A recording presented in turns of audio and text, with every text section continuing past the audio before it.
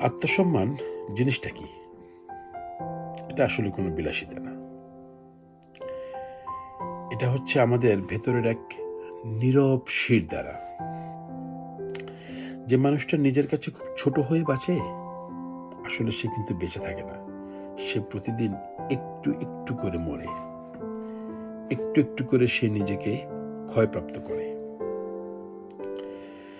সবাইকে যদি আপনি খুশি রাখতে যান এবং এর মাঝে যদি সবাইকে খুশি রাখতে যদি আপনি নিজেকে হারিয়ে ফেলেন, তাহলে এর ভেতরে আসলে কোনো মহত্ব নেই। আপনার জীবনে কিছু কিছু দরজা আপনাকে নিজে থেকেই বন্ধ করে দিতে হবে, কারণ সেখানে দাঁড়িয়ে থাকার ভিতরে আসলে কোনো মহত্ব নেই। একটা কথা মনে রাখবেন, যেখানে আপনার উপস্থিতি কিংবা আপনার দাঁড়িয়ে থাকা কিংবা আপনার করা অবমূল্যায়িত হয়, সেখান থেকে চলে আসাটাই অনেক বড় একটা সাহসিকতা। এই সাহসটা সবাই দেখাতে পারে না।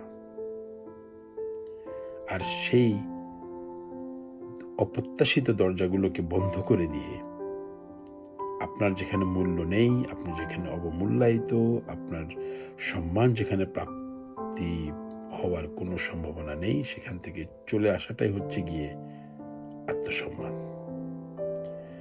আত্মসম্মান নিয়ে বাঁচতে শিখুন।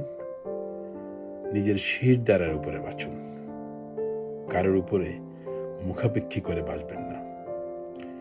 যেখানে আপনার সম্মান নেই, সেই দরজা নিজেই বন্ধ করুন। চলে আসুন আপন ভুবনে। ভালো থাকবেন সবাই।